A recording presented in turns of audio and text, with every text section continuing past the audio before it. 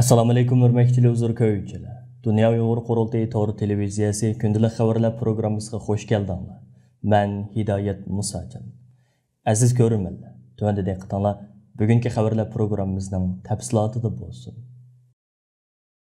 Dunyo Uyg'ur qurultayining arzi bilan 2020-yil Londonda qurilgan Uyg'ur sud kollegiyasining 2021-yil 9-dekabr kuni e'lon qilgan Xitoyning Uyg'urlar ustidan yurgizayotgan qilmishlarining irqiy qirg'inchilik va insoniyatga qarshi jinoyat ishkanligi haqidagi hukmnomasi Irlandiya Kengash palatasida 10-fevral kuni rasmiy muzokaraga qo'yilgan va mazkur hukmnoma asosida hozirlab chiqilgan va Xitoydan irqiy qirg'inchilikni darhol to'xtatish, xalqaro qonun va ahdnomalarga amal qilish, Birleşken Devletler Teşkilatı'nın Şarkı Türkistan'da müstakil tekşürüş elip berişiga yo'l qo'yish qatorliq mazmunlarni o'z ichiga olgan qaror loyihasi Kengash palatasi tarafidan rasmiy qabul qilingan edi. Kuzatuvchilarning Uyg'ur sud kollegiyasining hukmnomasining Irlandiya Kengash palatasida rasmiy muzokaraga qo'yilib, mazkur hukmnoma asosida hozirlangan qaror loyihasining ma'qullanishining Uyg'ur sud kollegiyasining hukmnomasining xalqaro jamoatchilik tarafidan e'tirof qilinishining jonliq isboti ekanligini bayon qilishmoqda. Bu munosabat bilan bugun stansimizning maxsus ziyoratini qabul qilgan Dunyo Uyg'ur qurultayi qonun komitetining mudiri Mehmet To'xta apandim Irlandiya Kengash palatasining yuqorqi qarorining Xitoyning Uyg'urlarga yurgizayotgan qilmishlarining irqiy qirg'inchilik va insoniyatga qarshi jinoyat ishkanligining Irlandiya Kengash palatasi tarafidan rasmiy qabul qilinishi bo'lib hisoblanadiganligini ta'kidlab mundaq dedi. Bunun xalqaradagi boshqa nurg'un davlatlar uchun bir qonuniy jihatdan misol bo'lish yoki o'rnak bo'lish ibaret shunday cho'ng roli bor. Chunki davlatlar Uyg'urlarga qaratgan Xitoyning shu vahshiy zulmini ya kishilik huquq dafsandichiligi deb qarayotidi yoki bo'lmaydi parlamentlar buni ba'zi parlamentlar irqiy qirg'inchilik va insoniyatga qarshi ishlangan jinoyat deb qarorlar avatidi. Endi davlatlar agar bu jinoyatga Xitoy hukumati o'tkazayotgan bu jinoyatga agar kishilik huquq dafsandichiligi deb qarasa, buning uchun bu davlatlarning ishlatadigan mexanizmi tutadigan yo'li boshqacha bo'ldi. Ya'ni faqat cho'ng bo'lsa bu Uyg'ur masalasini parlamentlarda muzokara qilish mumkin, xalqaro so'rovlarda yoki Birleşken Devletler Teşkilatı'da Xitoyni tanqid qiladigan, har xil qarorlarga imzo atadigan yoki Xitoylar bilan ko'rishganda Uyg'urlar masalasini tilga oladigan mush shaklda bu meseleге inkaz qaytirishi mumkin. Ama eğer Xitoyning o'tkazayotgan hozirgi zulmini irqiy qirg'inchilik va insoniyat qarshi ishlangan jinoyat kategoriyasi bo'yicha qabul qilgan ahvol ostida buni qabul qilishning qonuniy mas'uliyati va buni qabul qilgan har qanday davlat, agar u davlat 1948-yildagi Jeneva ahdnomasiga qo'l qo'ygan davlat bo'lsa, u holda bu davlatlarning Uyg'urlarga qarshi hozir yurgizilayotgan shu irqiy qirg'inchilikni oldini olish, bu irqiy qirg'inchilik jinoyat sodir qilayotgan shaxslarni jazolash va irqiy qirg'inchilikning qurboni bo'lganlarga har xil yordam berishdan iborat uch mas'uliyatni ustiga olgan bo'ldi. Shunlashqa biz Dunyo Uyg'ur qurultayi va Dunyo Uyg'ur qurultayi tarmoqidagi har qaysi tashkilotlarning bütün devletler, o'z turayotgan faoliyat qilayotgan davlatlarda Uyg'ur qirg'inchiligi va Xitoyning shu Uyg'ur qatorliq millatlar va Sharqiy Turkistonning xalqqa yurgizayotgan vahshiy bostirishini insoniyatga qarshi ishlangan jinoyat ikki kategoriya bo'yicha davlatlarning qabul qilishini qo'l keltirish uchun har xil yo'llarni va terrorchilikni ko'rsatishimizning sababi dal bu davlatlarning bu şu Uyg'urlarning beshi kelayotgan shu milliy qirg'inchilikni to'xtatish, oldini olish va bu milliy qirg'inchilik qilayotgan Xitoy amaldorlarini jazolash, milliy qirg'inchilikning qurbonlari bo'layotgan Uyg'urlarga yordam qilish, mush jihatda bularning qonuniy mas'uliyatini ado qilishga suylash va haydakchilik qilish. Bularning mush o'zlarining qonuniy mas'uliyatini tonish, mushni qo'l keltirishni maqsad qilib shu faoliyatlarni qilyapmiz. Shunlashqa İrlandiyada yuz bergan Irlandiya shu avam palatasining olgan qarori orqali Irlandiya hukumatining bundaq bir qarorga kelishi albatta boshqa davlatlarning shu Uyg'ur irqiy qirg'inchiligini va Uyg'urlarga qarshi ishlangan insoniyatga qarshi ishlangan jinoyat qilmishlarini Xitoy hukumatining shuni qabul qilish va shu bo'yicha o'zlarining qonuniy mas'uliyatini ado qilish qatarlıq cəhətdə şu İrlandiyanın tutqan yolu nəhayət mühim örnek təşkil qıldı və başqa dövlətlərdə mi şundaq əvvallarının yüz verişini, oturuq çıxışını ümid qılımız və şu haqda tirişçanlıq qılımız.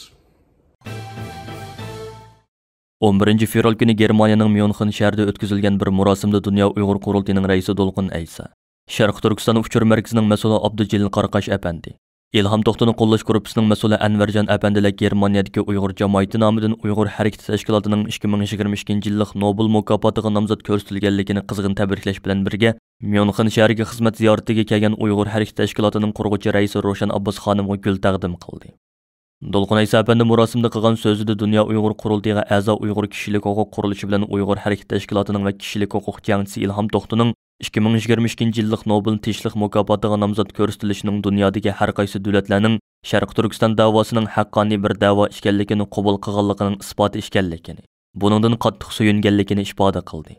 Roshan Abbos xonim murosimda qilgan so'zida biz bu sharafning faqat bizning Uyg'ur harakati tashkilotiga emas, bizning qo'llayotgan barliq tashkilotlarga, Uyg'ur jamoatiga oid ekanligini yana bir qaytim ta'kidlamoqchimiz. Nobel tinchlik mukofotiga nomzodlikqa ko'rsatilishimizning natijasi nima bo'lishidan qat'iy nazar bu tarixiy bir hodisadir. Bu bizning texmo iftixorlanib, vatanimizning ozodligi uchun texmo ko'p tirishchanlik ko'rsatishimizga turtki bo'ladi deb ko'rsatdi. Irqiy qirg'inchilik olimpiki deb atalgan 2022-yillik Beijing qishliq olimpik yig'ini boshlangan dal 4-fevral kuni Uyg'ur kishilik huquq qurilishi bilan Uyg'ur harakati tashkilotining Xitoy hukumatining Uyg'urlarga qarata sodir qilgan vahshiyliklarni oshkorlashda qo'shgan tuhfasi uchun Amerika Avom palatasi a'zolari Tom Suozzi bilan Christopher Sims apandilar tarafidan 2022-yillik Nobel tinchlik mukofotiga nomzodlikqa ko'rsatilganligi muhojiratdagi Uyg'urlarni alohida suyundirib qolmay, kuzatuvchilarning kuchli diqqatini qo'zg'agan edi.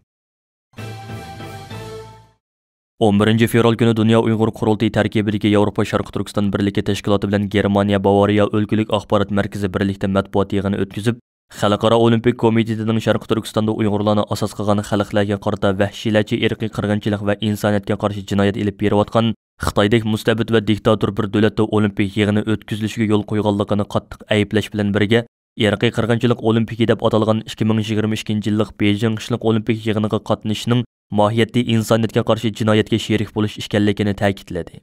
Axborot e'lon qilish yig'iniga Bavariya o'lkalik parlamentining muavin raisi Markus, Yevropa Sharq Turkiston birligining raisi Asqarjon apandilar, Germaniyalik tonilgan yozuvchi Ralif Bauil apandi, urug' tuqqanlari lagerga qamalgan Zulfiya Qosim qatorliqlar qatnashib so'z qildi.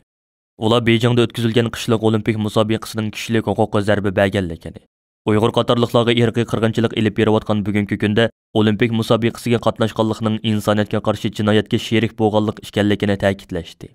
Bavariya o'lkalik parlamentining muavin raisi Markus axborot e'lon qilish yig'inida qilgan so'zida navbatda Germaniyada hokimiyat beshida turayotgan Sosyal Demokratlar partiyasining Uyg'ur irqiy qirg'inchiligi masalasiga yetarli darajada ko'ngil bilmaganlik bilan aybladi.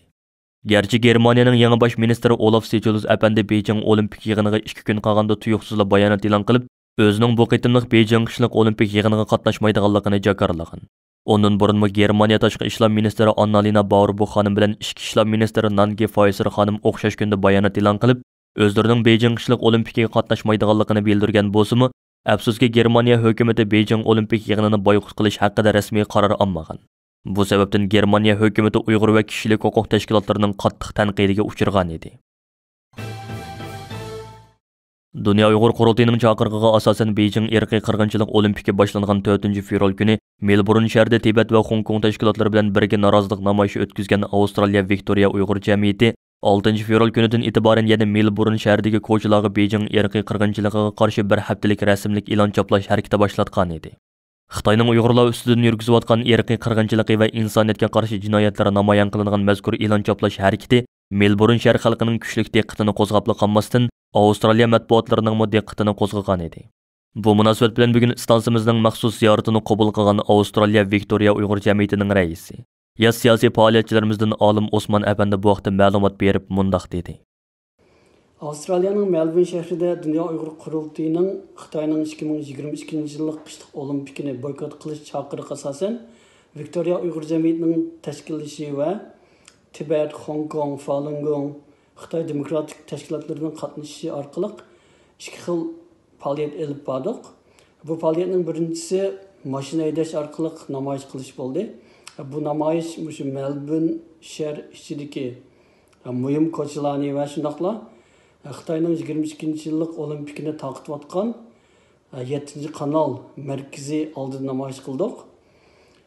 İkincisi şu Melbourne şehir içindeki mühim koçlarga art resimlerini çaplaş, yani 50 parça art resimlerini çaplap Xitayning Uyg'urlarga irqiy qirg'inchilik va shundaqla Tibet, Hong Kong ve başka milletlerge zulüm işletivatqanligini ve zulüm qilivatqanligini bütün Melbourne'deki xalqlarga uqtirgan boldik.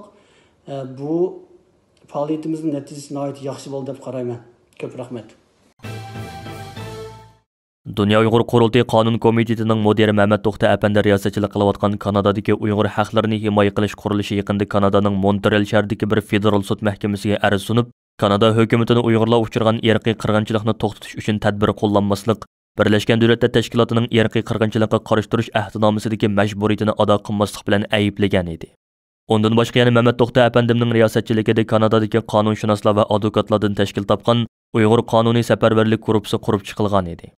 Oldingi kuni Kanada Uyg'ur haqlarini himoya qilish qurilishining qonun maslahatchisi va mazkur tashkilot tarafidan sunilgan da'voning advokati Felipe Rochuli apandi Xitoyning jinoiy qilmishlar haqida texnik tafsiliy dalillarni to'plash maqsadida maxsus Gollandiyaga berib Gollandiyadagi jasur lager shohidimiz Qalbinur Sidiq va Uyg'ur tadqiqotchi Osiyo Uyg'ur xonimlar bilan ko'rish elib bordi. Uyg'ur haqlarini himoya qilish qurilishi tarafidan Kanada sotiga sunilgan arznomada sotning Xitoyda Uyg'urlarga qarata elib berilgan bostirishni irqiy qirg'inchilik deb aniqlama berishi, shundaqla hukumatning bu jihatdagi majburiyatini ado qilmaganligiga chora-tadbir ko'rishi talab qilingan. Advokat Felipe apandi bu vaqtda matbuotlarga qilgan so'zida bu arz Kanadaning atalmış Şinjandagi Uyg'urlar uchirgan irqiy qirg'inchilikning oldini olishda hech qanday ish qilmaganligiga oiddir. Shunga bu arz sotchidan Kanadaning o'z mas'uliyatini yetarli ado qilmay, irqiy qirg'inchilik ahdnomasiga xiloflik qilganligiga hukm qilishini qo'g'lashadi. Chunki Kanada hukumati bu irqiy qirg'inchilik to'g'risida hech qanday ish qilmadi. Bu arz sotqa Kanada hukumatining hech qanday ish qilmaganligini e'lon qildirish orqali Kanada hukumatini texnik ko'p ishlarni qilishga majburlaydi deb ko'rsatgan edi.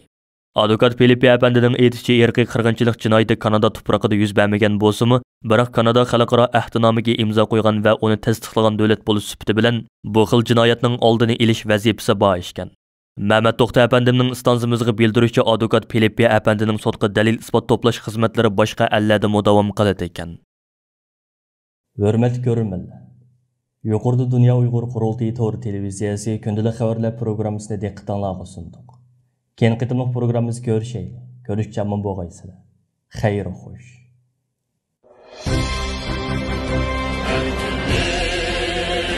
Yolda sudek aktı bizning qinimiz. Sen üçün ey yurtimiz